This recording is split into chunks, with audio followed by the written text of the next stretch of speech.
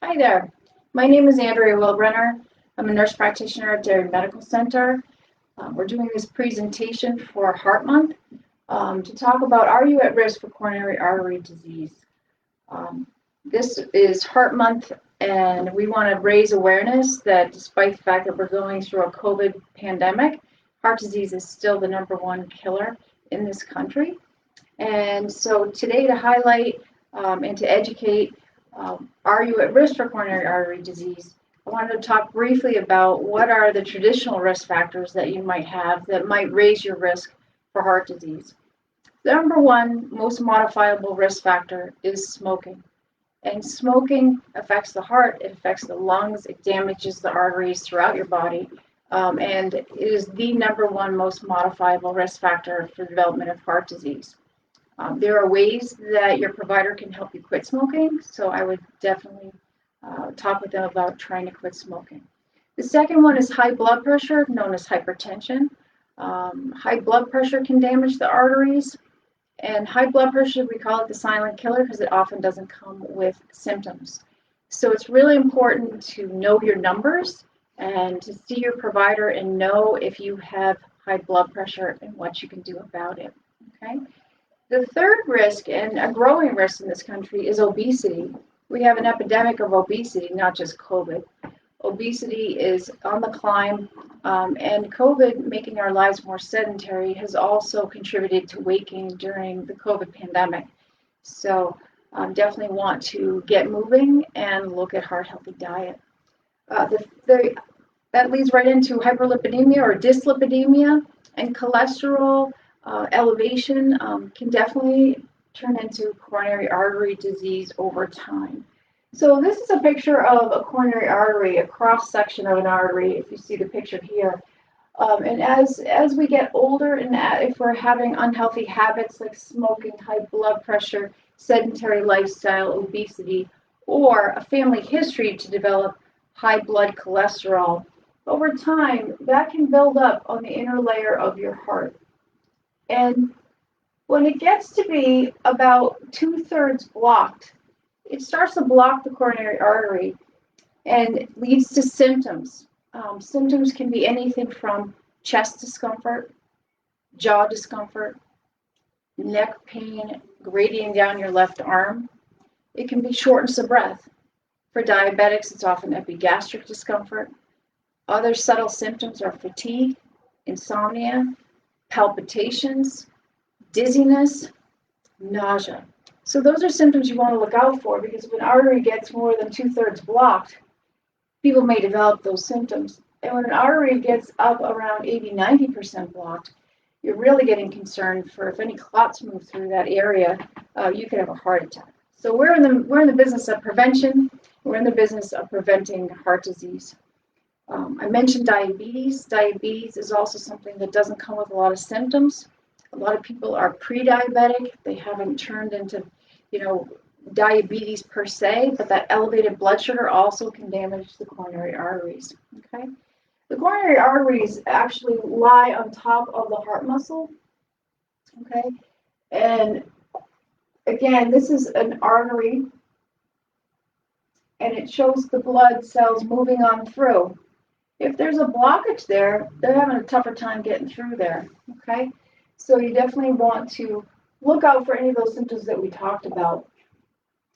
Sometimes people have blockages, minor blockages, and they don't know that they're at risk for a heart attack.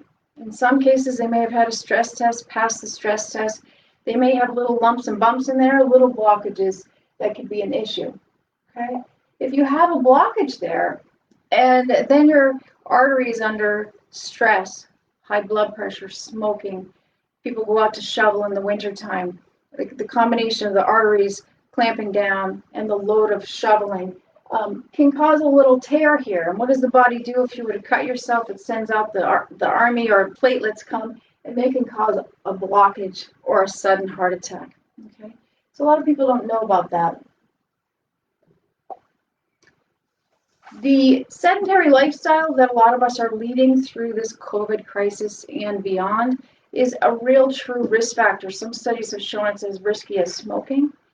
So when I tell people they need to exercise, I tell people it's a prescription. It's not just a suggestion. Because if you could actually put exercise into a pill and you could prescribe that and people were to follow that, it actually improves all the other risk factors aside from necessarily diabetes or smoking. So it reduces cholesterol, reduces blood pressure, reduces stress. So exercise is key. We'll talk more about that. The heart healthy diet, the best heart healthy diet is the Mediterranean diet. Mediterranean diet includes mostly plant-based, limiting your sources of red meat. Meat should be the size of a deck of cards, and in this country, everything is falling off the plate, and people are eating huge portions of unhealthy foods. So fruits, vegetables, whole grains, staying away from fried foods. I tell people try to eat the whole food. So a baked potato is better than a mashed potato, is better than French fry. Because French fries have trans fats, and those can damage your arteries as well. Okay? The last one is stress, and I don't know anybody not under stress in the middle of the COVID epidemic, but stress can lead to high blood pressure. It can lead to us eating more unhealthily. It can lead to us drinking more often. All of these stressors that people are turning to get rid of their stress are not helping, especially with the development of coronary artery disease. So a lot of times when you go to visit your primary care provider, they will factor in what we call a 10-year risk score. Okay, a 10-year risk score will give you a number. You know, what is your risk of having a heart attack or a cardiovascular event within the next 10 years? And the number comes back, but it doesn't factor in your family history. There's not much we can do about our genetics. And some people in some families have high cholesterol runs right through the genes, and people will have dyslipidemia. And total cholesterol is broken down into different levels of cholesterol and breakdown in cholesterol. And what does that mean? The LDL cholesterol, the bad cholesterol, can build up and form those blockages, the coronary artery disease that we talked about. So, you know, the heart is a muscle. In order for it to function, it receives blood flow. Blue is the unoxygenated blood, the red is the oxygenated blood. And the coronary arteries lie on top of the heart muscle, and they feed that heart muscle the oxygen-rich blood that it needs to do its work. So again, if all of a sudden that blockage has developed and now it's more than 2/3 blocked, it may be giving you those symptoms that we talked about. And I tell people that the number one risk factor for a heart attack is denial. Denying that you're having these symptoms, attributing it to everything from stress, COVID. You know, people will overlook a lot of things, and then looking back on it, they say, oh gosh, that chronic heartburn I had was a symptom. So the last thing we want you to do is overlook if you're having any symptoms. If you have any symptoms, we certainly want you to reach out to your healthcare provider. I work here in the cardiology department along with my colleague Hallery Patch. We see a lot of patients to help them to determine are they at risk for heart disease. So for February Heart Month, we're offering a discounted coronary artery calcium score. What does that mean? A coronary artery calcium score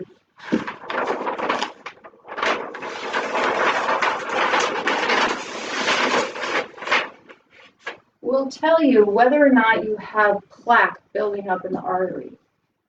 So we showed that cross section of the artery earlier. And this is the cross section of the artery. Plaque can build up along the artery, along with lipid deposits. And so this is a normal artery. This is the beginning of plaque formation. This is fatty accumulation, and then the narrowing that takes place. It's a quick scan. It takes like 30 seconds to get done. It's $150 for the month of February, which is not going through your insurance company. It has been shown to be more cost effective than the 10-year risk score at determining if you're at risk for coronary artery disease. So if your risk is 0, you have no identifiable calcium deposits. Okay, let me just say first up front is that calcium deposits don't mean that you have flow limiting blockages. Okay, but a score of 1 to 10 shows that you're low risk. You have less than a 10% chance of heart disease. So that can be extremely reassuring for folks that have family history or have 2 or more risk factors. Okay, A score of 11 to 99 means that you have mild calcium deposits. That's kind of like saying, okay, we need to change the picture here. If you have a score of 100 to 399, you have moderate calcium deposits. Then we start thinking, definitely you've got to change your ways, because you could have the development of coronary artery disease, and we don't want those blockages to get worse, okay? The score of 1,000 or more is you have a 25% chance of having a heart attack within the year. Now, sometimes people will pass a stress test, but they still have multiple cardiac risk factors. I strongly encourage people to consider this scan because it does one of two things. One, it helps us say, yeah, you really are at risk. We need to do further testing. Or, even though you have a strong family history, you're worried about the development of coronary artery disease. You have a couple little risk factors, but you've been doing everything right and you just want some reassurance. If you come back and your heart score is very low, that is reassuring. It's reassuring for me as a provider and should be reassuring for you as well. Okay. We're going to talk about the 7 steps to improve your heart health. And it talks about the risk factors for the development of heart disease. So let's talk about 7 steps to a healthier heart. The first and number one is to give up those cigarettes. Live smoke-free. If you're having a hard time quitting smoking, come talk to me. Talk to your healthcare provider. We do have effective medications to help people quit smoking. And again, it's the number one most modifiable risk factor to prevent heart disease and lung disease. The second one is monitor your blood pressure, okay? Keep your numbers below 120 over 80. The goal for diabetes is less than 130 over 80, but ideally we want your blood pressure less than 120 over 80 because high blood pressure can cause those little tears in the wall of the arteries of your heart. And then lipids and calcium deposits can lay down and cause those blockages, okay? So again, you want to make sure you keep your blood pressure down. And blood pressure doesn't often come with symptoms. Rarely people will get headaches or feel a little bit off. But blood pressure is so important. So knowing your numbers is key. The next risk factor and the next way to maintain your healthy heart is to maintain a healthy body weight. Everybody talks about BMI and what is your number.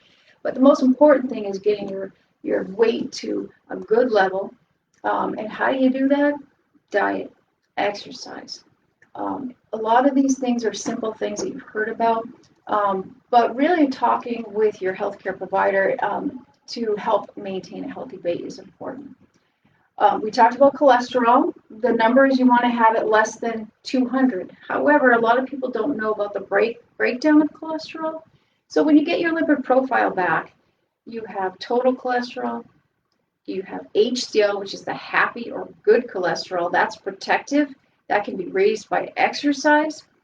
The next thing is triglyceride levels. Those are the free-floating fatty acids.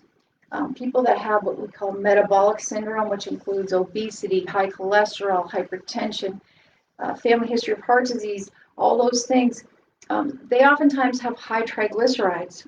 They're eating too many refined sugars, and that actually suppresses the good HDL, the happy, good cholesterol that is important to have, okay? And the last one is that LDL, the low-density lipoprotein. That's the one that can get sticky and form plaques in your cardiovascular system, not just your coronary arteries, but throughout your system. So getting your cholesterol down, getting your LDL down is very, very important. So again, sit down with your provider and go over the 10-year risk score, but think about this coronary artery calcium score because it can make a big, big difference, okay? The next one down is controlling your blood sugar. You want to aim for a fasting blood glucose below 100, okay? People that are in a fasting blood glucose range of 100 to 126 are what we call pre-diabetic. And there's a score called the hemoglobin A1C, which measures the blood sugar average over the lifetime of the red blood cell, about 90 days. And it's important to know both of those if your blood sugar is in that range of 100 to 126, because we have lots of good medications. But again, how can you lower that? Through all of these other risk factors. Lowering your weight, exercising, eating well. So controlling your blood sugar is extremely important.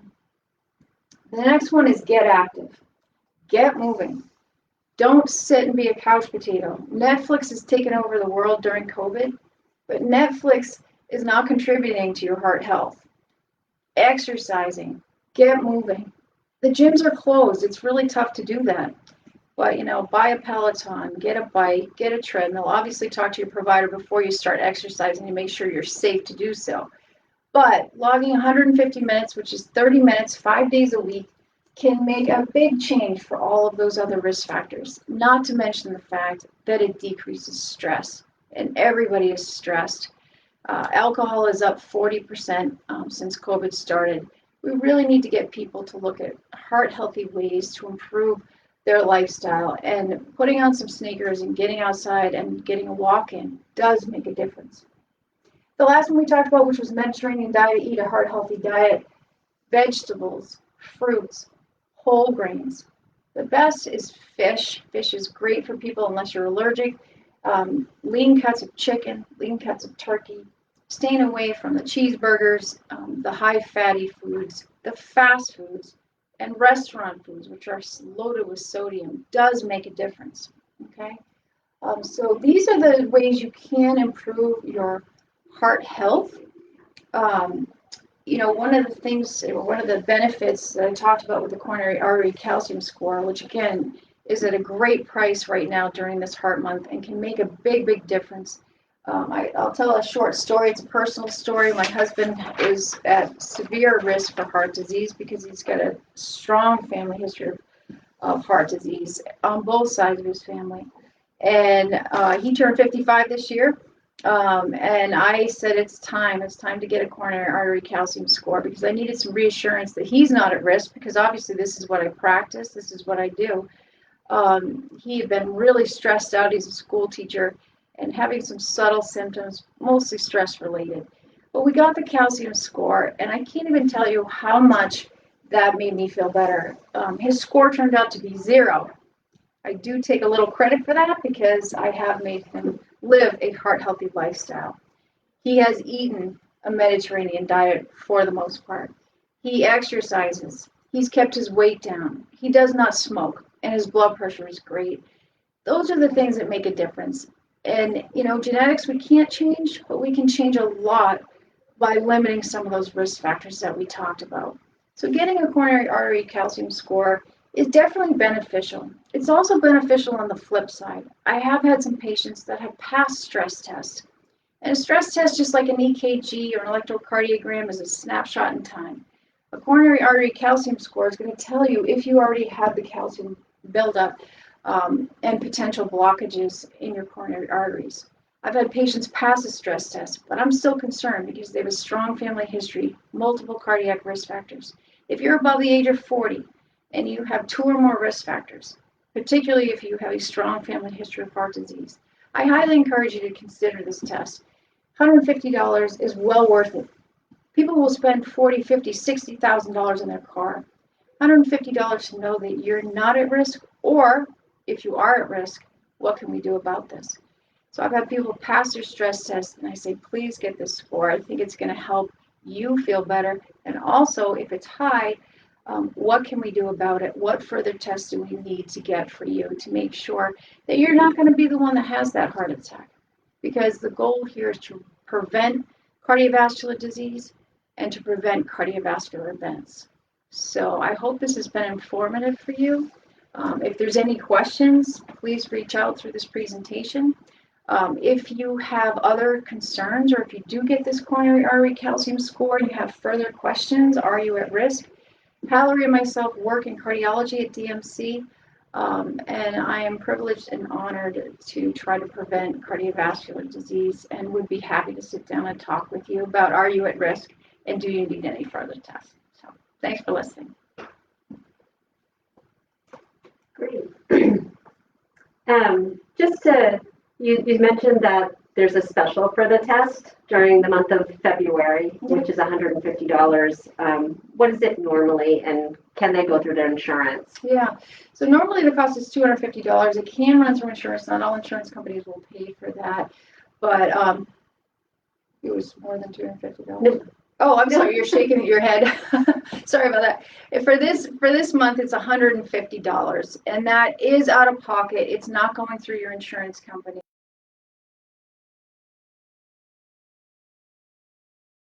$50 check for my husband to get reassurance was well worth it. Any other questions?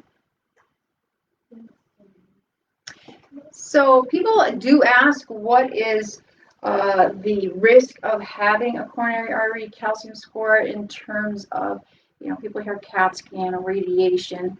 The average person receives about 3 millisieverts of radiation from natural sources that just occur.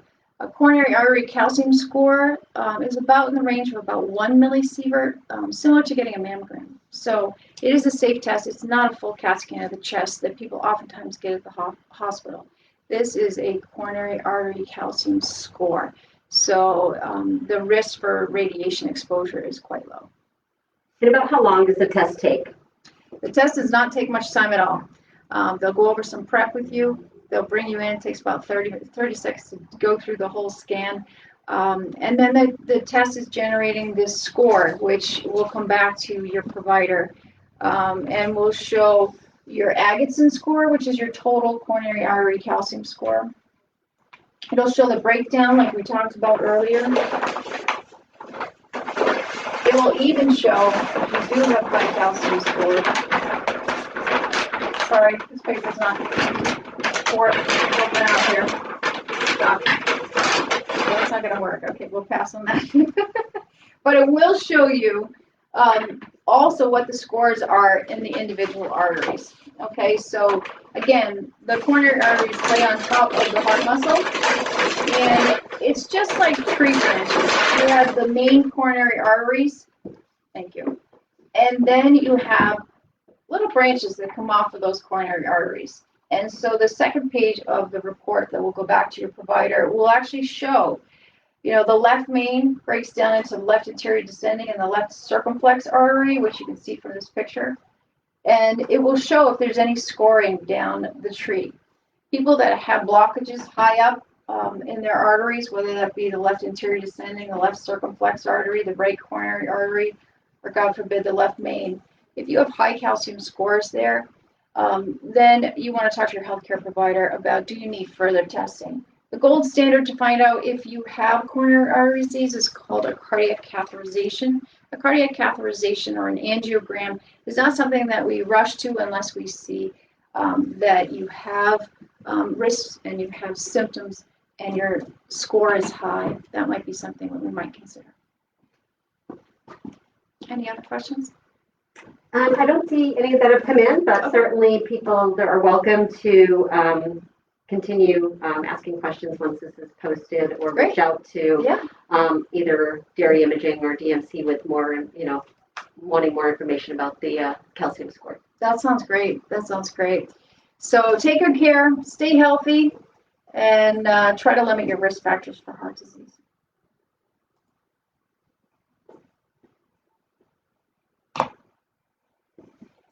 That we off? We're off, right? 1 second.